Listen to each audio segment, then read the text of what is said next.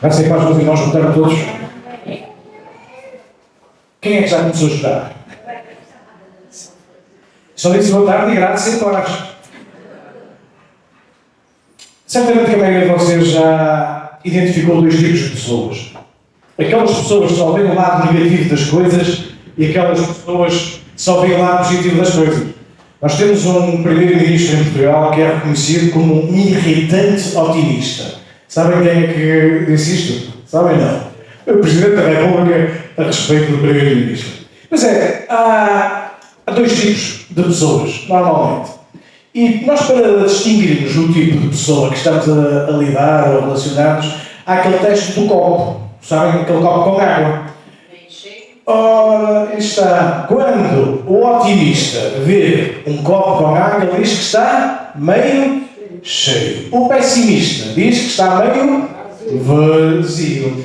Mas eu gostava de vos dizer que há uma terceira categoria de pessoas.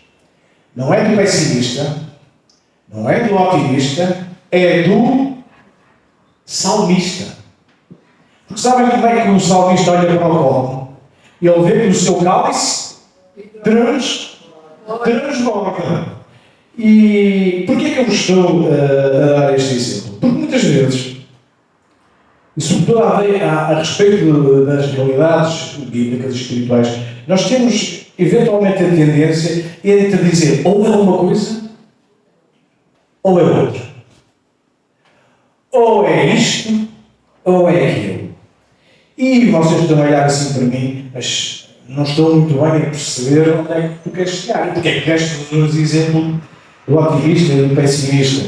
Porque em muitas verdades bíblicas, nem é o otimista, nem é o pessimista. É aquele que vê a realidade completa de ambas as coisas. E um exemplo para ponto de partida, e garanto-vos que daqui a pouco vocês já vão perceber o que quero dizer. Vamos abrir em João, Evangelho, capítulo 1 e versículo 2. Este é um versículo que muitos de vocês sabem de cor. Se não sabem de cor, não saiam daqui hoje sem o decorar. Aliás, eu acho que nós devemos saber era o primeiro capítulo do Evangelho de João todo. Mas isso já era outra conversa. Então, Evangelho de João, versículo 1, ou melhor, capítulo 1 e versículo 14 diz o seguinte: E o Verbo se fez carne e habitou entre nós. E vimos a sua glória como a glória do unigênito do Pai, cheio de graça. Vamos repetir todos juntos, chegar outra vez. E o Verbo se fez carne, habitou entre nós, e vimos a sua glória como a glória do unigênito do Pai, cheio de graça e verdade. Se nós fôssemos mais a seguir para o versículo 17, diz-nos mais um reforço desta ideia que João aqui nos está a apresentar. Ele diz então, porque a lei foi dada por Moisés. Mas, eu normalmente gosto muito da Bíblia quando há um mas. Porque há uma diferença entre o antes e depois. Então o 17 diz, a lei foi dada por Moisés, mas a graça e a verdade vieram por Jesus Cristo. Então é sobre graça e verdade que hoje gostava de nos meditar juntos e de nos falar. Porque muitas vezes estas duas realidades efetivamente são-nos apresentadas teologicamente separadas. Às vezes ensinavam-a ora uma coisa, ora outra. E às vezes acontece por uma razão de sistematização de conceitos, de organização, para nos ajudar a aprender melhor. Mas sabem, esta é uma advertência para quem gosta de teologia sistemática, é que na nossa incapacidade de nós conhecermos quem Deus é na sua plenitude, porque a nossa limitação cognitiva ou física não nos permite isso, tendemos a organizar as coisas, a colocá-las em caixinhas, em arrumar isto. Para quem é organizado, como não sou eu, percebe aquilo ali, mais aquilo lá. E às vezes esquecemos que a verdade bíblica é uma toda. Interliga-se entre si. Então há esta advertência, esta dificuldade e esta atenção que nós devemos ter, porque temos que reconhecer que somos incapazes de reconhecer Deus na sua plenitude. Mas esta incapacidade não nos pode levar, nem nos legitima a segmentarmos a verdade da Escritura. Bem, dito isto, vamos ao Evangelho de João. Vocês sabem o Evangelho de João? Ele, no primeiro capítulo, ele apresenta a pessoa de Jesus como sendo o Verbo, como sendo a Palavra. Eu, quando era miúdo, às vezes, quando lia João, ficava sempre muito, diria assim, um bocadinho, como direi, contrariado. Então, porque eu ouvia dizer que o Verbo era Jesus. E eu perguntava, mas porquê que não estava lá a Jesus mesmo? Percebem? Mais tarde, nós podemos perceber que a dimensão de Jesus enquanto palavra, enquanto verbo, tem um alcance muito maior do que se disséssemos apenas Jesus. Vocês sabem, no original, a palavra é Logos, não é? A palavra criadora, a palavra que encerra em si a própria essência de todas as coisas. Bem, mas não é este o tema hoje. Então, João começa por identificar Jesus como o Verbo. E chega então ao versículo 14 e diz: olha, Jesus fez-se carne, esteve no nosso meio e revelou a glória de Deus. E de que forma que a glória de Deus é revelada? Conforme João nos ensina. Sabem, há muitos, como direi, intervenientes do fenómeno religioso que normalmente, quando falam da glória de Deus, não arremetem para estas duas realidades. Aqui o evangelista diz-nos claramente como é que Jesus manifestou a glória do Pai, cheio de graça e de verdade. Foi isto que Jesus escolheu. E isto, de facto, isto, de alguma forma, comporta tudo aquilo que Jesus foi, fez, da forma como se relacionou, da forma como ensinou, da forma como esteve no nosso meio, enquanto homem e enquanto Deus. Então, é necessário, imperioso, obrigatório, se nós somos a Igreja de Cristo e dizemos que somos, e se queremos espelhar a imagem de Cristo, que evidenciemos estas duas características. Não apenas a graça, não apenas a verdade, mas estas duas características. Porque assim estamos a manifestar verdadeiramente a glória de Deus. Graça e verdade. Uma das coisas que nós temos que perceber é que esta noção não é absolutamente nova no Novo Testamento. Já em Êxodo, no capítulo 34 e versículo 6, nós temos esta dimensão da beneficência, da bondade de Deus, da sua graça e também da sua verdade. Lá em Êxodo, capítulo 34, versículo 6, diz o seguinte: passando, pois, o Senhor perante ele, clamou: o Senhor Deus, misericordioso e piedoso, tardio em irar-se e grande em beneficência e verdade. E aqui, quando Deus está a revelar-se a Moisés, que Moisés tem esta declaração acerca de Deus. Bem, então graça. Esta característica que João nos diz que Jesus era cheio. O que é graça? Quando nós ouvimos falar da graça, para quem tem já alguma experiência, alguma maturidade, crescimento da igreja, a primeira coisa que soa aos ouvidos é que graça é favor imerecido de Deus.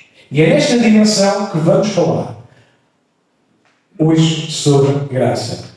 O Evangelho de Jesus, conforme ele se nos apresenta, é o Evangelho de graça. Nós podemos ler isso no capítulo 20 de Atos, no versículo 24.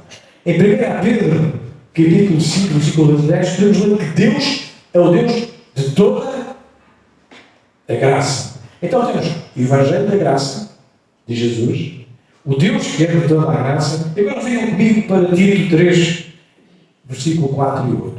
Vamos abrir em Tito, ou a Tito, se quiserem, na carta dirigida por Paulo ao seu amigo, capítulo 3, versículo 4 até ao 8. E vamos ver de que forma é que esta graça é materializada. Porque às vezes nós gostamos de falar de ideias, de conceitos bíblicos, mas a graça tem implicação real, palpável, direta, e foi manifestada de que forma por Deus. Então, no versículo 4 diz o seguinte: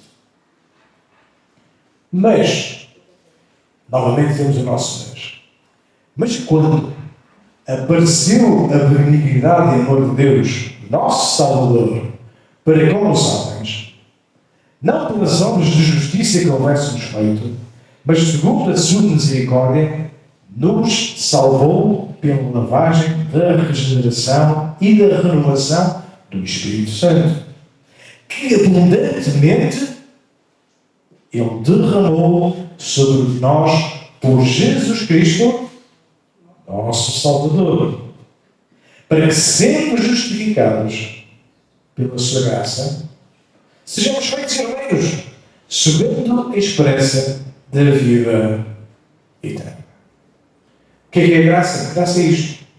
Graça é isto. Graça é sinónimo de salvação. Graça é sinónimo de perdão de pecados. Graça é sinónimo de reconciliação com Deus. Graça é esperança de vida eterna. Graça é vida nova. E se tu ainda não experimentaste a graça de Deus, eu quero dizer que estás a perder o melhor para a tua vida. Lá em Efésios, no capítulo 2, o versículo 4, Paulo agora não a escrever a um amigo, mas a escrever a uma igreja lá em Éfeso, dizia: mas Deus, que é riquíssimo em misericórdia, riquíssimo, abundante em misericórdia, pelo seu muito amor com que nos amou, estando nós ainda mortos em nossas ofensas, nos vivificou juntamente com Cristo, pela graça sois salvos. E depois complementa no versículo 8, que é um texto que nós gostamos tanto. Porque pela graça sois salvos, por meio de fé. Isto não vem de vós, é dom de Deus. Então, graça, favor não merecido. Favor de um Deus que é bom, de um Deus que é compassivo, de um Deus que te ama, de um Deus que olha para a tua circunstância, para a circunstância de hoje em que tu estás e diz: eu te amo. E eu te quero dar o meu favor, a minha benevolência, mostrar a minha bondade contigo. Graça, favor e merecido. Graça vista no sacrifício do Senhor Jesus numa cruz que morreu pelos nossos pecados. A graça de Deus que oferece perdão. Sabe, uma das coisas que a Bíblia nos remete é para aquela circunstância em que Deus nos diz: olha, tu és pecador, eu sei que tu tens pecado, mas se tu te arrependeres, os teus pecados vão ser lançados no abismo do esquecimento. O Deus que tudo sabe diz: eu não me lembro mais. O Deus que tudo conhece e que tudo lembra, Ele diz: eu já esqueci. É extraordinário isto. Mas sabe, muitas pessoas efetivamente não querem nada com Deus, porque o que lhes tem sido apresentado é uma caricatura de quem Deus é. É uma distorção de quem Deus é. Muitas vezes ele é representado como alguém, vocês já ouviram, por exemplo, sobretudo das crianças, alguém provavelmente já nos disse: quando troveja o que é? É Deus a raiar. Quem é que já ouviu isto? Quando troveja, é Deus a raiar. Então, se eu digo isto a uma criança, como é que acham que vai ser a imagem que ela vai estar a descer acerca de Deus? Os trovões são Deus a raiar. Querem uma forma mais específica ainda, como a sociedade tem caracterizado, distorcido quem Deus é. Alguns de vocês têm apólices de seguro lá na vossa casa. E quem tiver a pagar crédito de habitação tem de certeza. Hoje em dia não sei se ainda têm, mas daqueles que tiveram aquelas apólices mais antigas, se vocês forem ver na vossa apólice de seguros, do vosso recheio, ou seja, o valor da vossa casa, vão lá encontrar algumas exclusões para que a apólice seja acionada. Nomeadamente inundações, terremotos, desabamento de terras, enfim, catástrofes. Sabem como é que normalmente as companhias de seguros descreviam estes acontecimentos? Como atos de Deus. A inundação, o terremoto, a catástrofe, a tragédia, é um ato de Deus. Vejam o que é que a Bíblia diz acerca do trono de Deus. Em Hebreus 4,16 diz o seguinte: cheguemos, pois, com confiança ao trono da graça, para que possamos alcançar misericórdia e achar graça, a fim de sermos ajudados em tempo oportuno. Não, o Deus da Bíblia, o Deus de Abraão, Isaac e Jacó, o nosso Deus, não é o Deus da desgraça, é o Deus da graça. O Deus que nós queremos é o Deus que age, intervém, sim, mas não é o Deus da tragédia. Sabem quem é que causa as tragédias? Sou eu, sou tu, és tu. É o pecado que gera a tragédia. E muitas vezes, na negação da assunção da responsabilidade do homem, muitos estão a culpar Deus pelas suas más escolhas e pelas suas consequências. Então é um ato de Deus quando acontece alguma coisa que nós não queremos, é um ato de Deus quando os trovões rugem. Não é. Não é. D.L. Moody, ele dizia o seguinte: não podemos guardar uma provisão de graça para o futuro, da mesma forma que não podemos comer o suficiente hoje para durar os próximos 6 meses. Precisamos recorrer às inesgotáveis reservas da graça de Deus, dia a dia, conforme necessitamos. E quando nós falamos de graça, não falamos apenas da graça que salva, mas precisamos do favor de Deus a cada dia. A cada dia. E repetidamente, a Escritura mostra-nos exatamente a dimensão do Deus que nos ama. Do amor de Deus que nos acolhe, que nos recebe, que nos chama.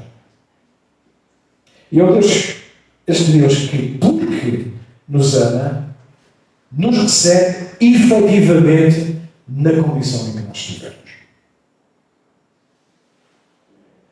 Um outro dos impedimentos que muitos têm para se chegarem a Deus é porque acham que são demasiadamente pecadores para um Deus que os possa receber.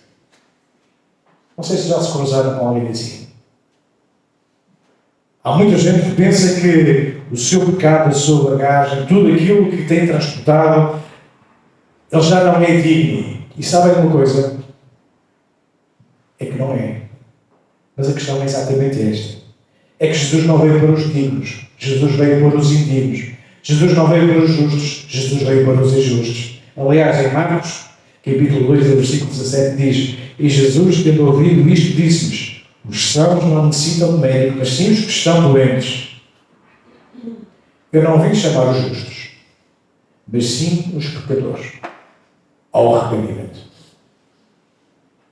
E Paulo acrescenta lá em Romanos, ele diz: olha, mas não há um justo, nenhum sequer.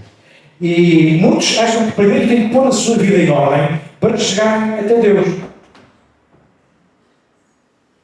Por muito que tu te esforces, não vais pôr a tua vida em ordem diante de Deus, primeiro. Segundo, é exatamente como tu estás, como tu te encontras, com as tuas dificuldades, com as tuas fraquezas, com a tua iniquidade, com o teu pecado, com as tuas transgressões, que Deus diz: vem em mim. Vem em mim. Havia um hino que nós cantávamos, já não cantamos há algum tempo. Era um hino que tem o título Tal Como Estás.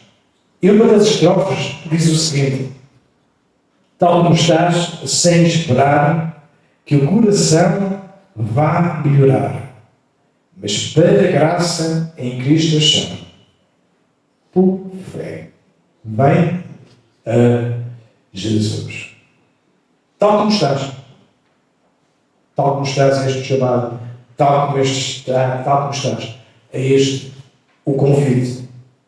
E é esta a dimensão de percebermos a graça de Deus. É esta. É percebermos que somos incapazes e que Deus nos torna capazes e que precisamos de um Salvador. Que somos pecadores e precisamos de alguém que nos redime. É percebermos que Jesus, que é o Filho de Deus, morreu numa cruz para nos salvar e nos tornou assim aceitáveis diante de Deus, que é o Deus Santo. É percebermos que cada um de nós é, quando justificado por Cristo, justiça de Deus. A graça salva-nos. A graça salva. Voltando a João, o verbo se desgarra habitou entre nós, vimos a sua glória na glória do unigênito do Pai, cheio de graça e de... Pois é. Pois é. É que se há graça em Cristo, há também verdade. E quando nós falamos de verdade, a definição que encontramos no dicionário é mais ou menos esta. A verdade é aquilo que descreve a realidade tal como ela é. É uma representação de conformidade com os factos, com a realidade. E na verdade, no contexto cristão, nós atualmente lidamos com factos. Lidamos com mandamentos, lidamos com instruções, lidamos com declarações. Mas a verdade está sobretudo e acima de tudo relacionada não a conceitos, mas a pessoas. No Salmo 31:5 diz o seguinte, a parte final do versículo: Tu me redimiste, Senhor, Deus da verdade. 1 João 5:20 diz o seguinte: E sabemos que já o Filho de Deus é vivo e nos deu entendimento para que conheçamos ao verdadeiro. E no que é verdadeiro estamos, isto é, em seu Filho Jesus Cristo. Este é o verdadeiro Deus, em vida eterna. Salmo 119:60. A tua palavra é verdade, desde o princípio, e cada um dos juízos da tua justiça dura para sempre. Então, o que é verdade? A verdade nós encontramos em Deus. Encontramos na sua palavra, encontramos na pessoa do próprio Senhor Jesus. Aliás, Jesus, em várias circunstâncias, só declarou: vocês conhecereis a verdade. Vocês conheceis a verdade. É possível conhecer a verdade? É. E esta verdade que nós encontramos em Cristo, Ele diz: e ela vos libertará. Então, voltando atrás, a graça salva, a verdade liberta. E lembra-se que Jesus era cheio de graça e cheio de verdade, cheio de salvação, cheio de liberdade e de libertação. E uma das coisas que nós, efetivamente, vivemos, nos confrontamos no nosso dia a dia, e que é uma característica dos dias que vivemos, é, como vocês sabem muito bem, é a relativização da verdade. Mas esta relativização da verdade só encontramos onde? No que tem a ver com os conceitos espirituais, religiosos ou morais. Porque em termos de ciência, aí a verdade é absoluta e não é questionável. Sim ou sim? Ninguém põe em causa a lei da gravidade. Ou põe? Olha, Isabel foi fruto da lei da gravidade. Ponga. Quem é que nunca experimentou a lei da gravidade da vida? Aliás, nós estamos aqui porque a lei da gravidade é mesmo real, senão dávamos já todos aí pelo ar. Então, temos esta dualidade de critérios. E quando se fala de coerência, para a ciência há verdades absolutas. Para o domínio espiritual e religioso não há. Porquê? Pergunto eu. Porquê? No domínio espiritual, cada um tem e constrói a sua verdade. E todos sabem que todos os caminhos vão dar a Roma, não é? Vemos? Todos os caminhos vão dar a Roma. Mas só há um caminho que vai dar ao céu. Eu sou o caminho, a verdade e a vida, e ninguém vem ao Pai senão por mim. Então dizíamos há pouco que Deus ama-nos, tal como nós estamos. Mas porque Ele nos ama tal como nós estamos, de tal maneira, Ele não nos deixa onde nós estamos. Ele ama-nos onde nós estamos, mas Ele não nos deixa onde nós estamos. Ele não nos deixa no nosso pecado. Ele não nos deixa na nossa transgressão. Em Colossenses 1:13 diz o seguinte: o qual nos tirou da potestade das trevas e nos transportou para o reino do Filho do seu amor. Então, se queres experimentar Deus, a revelação da sua glória, da tua vida, tens que experimentar a graça, mas tens que experimentar a verdade. Porque a graça salva-te, mas vai ser a verdade que nós encontramos em Deus, no seu ensino, na sua palavra, nas suas instruções, no seu mandamento, que nos vai ter essa liberdade do nosso pecado. E que verdade é esta?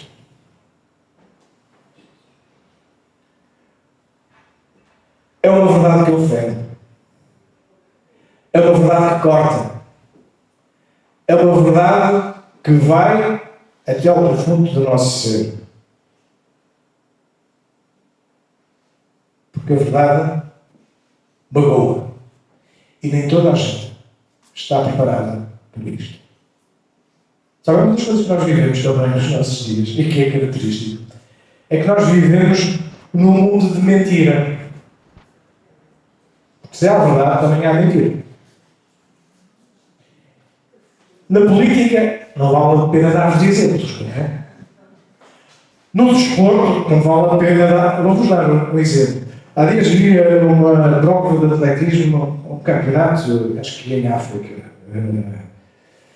E agora não me recordo se era a corrida dos 100 metros ou dos 400, e eram 10 ou 12 atletas. De repente, desapareceram todos, só ficou um. E a prova foi feita só com um atleta. Sabem porquê? Porque veio a delegação antidoping para os testar, para ver se eles andavam a tomar alguma coisa que era proibida, alguma substância proibida. Os outros todos fugiram. Ficou um desgraçado para correr. Ganhou. Eu costumo sempre dar este exemplo. A minha filha tem alguns sucessos na vida. Um deles foi ter ganho uma prova de atletismo. Eu fiquei muito orgulhoso na altura. Eu já contei isto. Porquê? Porque eram 2 atletas a correr e um desistiu. Por isso ela tinha necessariamente. Mas está lá, a escriba está lá a medalha. Nós vivemos um mundo de mentira. Política, finanças, economia, desporto. E não são apenas as notícias falsas que são geradas intencionalmente. No nosso dia a dia, nós vivemos isto. Quem é que nunca ouviu a expressão anda meio mundo?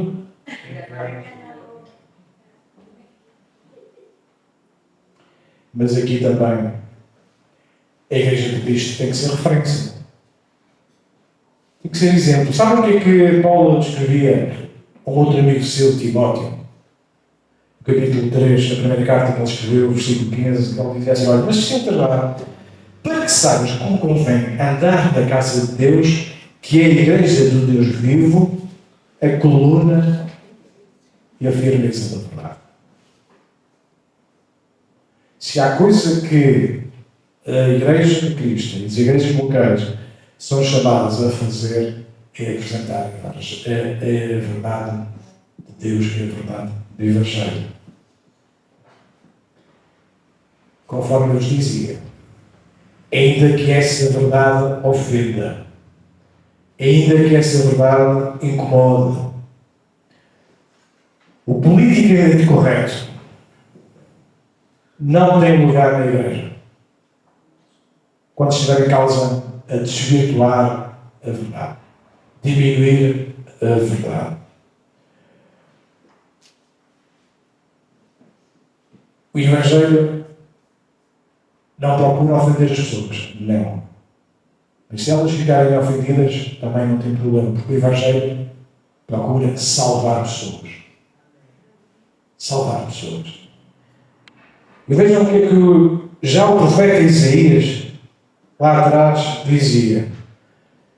Alguns séculos antes do Senhor Jesus nascer, e muitos mais se passaram, entretanto, até agora a nossos dias. Isaías 5:20, ele dizia: ai dos que ao mal chamam bem e ao bem mal, que fazem das trevas luz e da luz trevas, e fazem do amargo doce e do doce amargo. Ai dos que. Ai dos que. E todos os dias nós somos assim confrontados com esta perversão da verdade. E uma das formas mais descaradas que nós encontramos é o desvirtuamento do significado das palavras. As palavras hoje já não têm o seu peso é reduzido. Hoje não se fala de pecado. Hoje fala-se de diversidade de género. Hoje já não se fala de transgressão e iniquidade, não.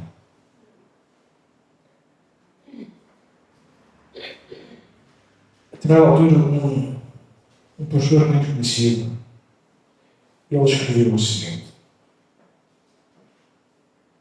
Ele dizia, olha, nós não vamos mudar, não vamos ajustar a Bíblia aos dias que vivemos. Mas ainda antes que terminemos de usar a Bíblia, pela graça de Deus, nós iremos transformar os dias pela Bíblia. Dá para entender? Nós não vamos ajustar a Bíblia ao contexto, à nossa sociedade. Nós esperamos, pela graça de Deus, transformar a sociedade que vivemos com a Bíblia que temos. Sabem quem é que escreveu isto? Spurgeon, século XIX. Cada geração vai ter os seus desafios. Cada geração vai ter esta resposta a dar. Ou se vai ficar firmado na sã doutrina dos apóstolos e do próprio Senhor Jesus, ou vai ceder à tentação de se contextualizar com os dias que vive. Como é que Jesus, então, demonstrou graça e demonstrou verdade? Venham comigo para ainda o Evangelho de João. Agora vamos para o versículo 3, a começar do capítulo 8. João 8, 3. Ainda estão cá? Ainda têm mais 15 minutos. Escusam estar a abrir a boca. Então, já encontraram capítulo 8 de João, versículo 3. E os escribas e fariseus trouxeram uma mulher apanhada em adultério. E pondo no meio disseram, Mestre, esta mulher foi apanhada no próprio ato adulterando. E na lei nos mandou Moisés que as tais sejam apedrejadas. Tu, pois, que dizes? Isto diziam eles tentando para que tivessem de que o acusar. Mas Jesus, inclinando-se, escrevia com o dedo na terra. E como insistissem, perguntando-lhe, endireitou-se e disse: aquele que dentre vós está sem pecado, seja o primeiro que atire pedra contra ele. E tornando a inclinar-se, escrevia na terra. Porém, ouvindo eles isto, acusados pela consciência, saíram um a um, a começar pelos mais velhos até aos últimos. E ficou só Jesus e a mulher que estava no meio. E endireitando-se Jesus, e não vendo ninguém mais do que a mulher, disse-lhe: mulher, onde estão os teus acusadores? Ninguém te condenou? E ela disse: ninguém, Senhor. E disse Jesus: nem eu também te condeno. Vai-te. E não pego mais. O que é que nós temos aqui? Graça e verdade. Jesus não dominou o pecado. Jesus não ultrapassou o pecado. Aliás, alguns mistérios da Bíblia estão deles. O processo é muito simples, não é? Dá para perceber o que estava a acontecer. A mulher foi apanhada em adultério, foi trazida para ser condenada por aqueles que querem incumprimento da lei. Havia testemunhas e vem Jesus: olha, Jesus, o que é que tu fazes? Jesus não responde nada. Jesus baixa-se e escreve. O que é que Jesus terá escrito? Não sabemos. Uma coisa sabemos, aqui que ele disse depois, o que é que eles fizeram depois. E Jesus começa a escrever. E primeiro ele lida com os acusadores. E depois ele lida com a acusada. E ele diz-lhe o quê? Não te condenam eles, não sou eu que te vou condenar. Mas vai e não perde mais. Isto é a graça. Isto é a verdade. em ação. Não podemos diminuir o pecado se amamos as pessoas, nem chamar as coisas pelos nomes, se amamos as pessoas. Somos chamados a alertar. Somos. A decisão individual é. Mas não deixemos de falar a verdade. E então temos esta responsabilidade como igreja de sermos como Jesus, como diz em Romanos 8:29. Então, uma das perguntas que nós como igreja necessariamente devemos fazer é esta. Os bancos que nós gostaríamos de ter preenchidos e que estão agora vazios, estão porque nos falta graça ou não? Os bancos que nós temos na igreja e que não têm gente, estão vazios porque nós não temos demonstrado graça ou não? Lembre-se, a graça é só. Mas aqueles que estão cheios porque nós não estamos a falar a verdade ou sim? A forma mais fácil de encher bancos é mostrar graça. A forma mais fácil de eliminar bancos é falar a verdade. Mas quando a verdade e a graça são apresentadas em simultâneo, estamos a ser verdadeiros embaixadores de Cristo. Por isso nós estamos chamados.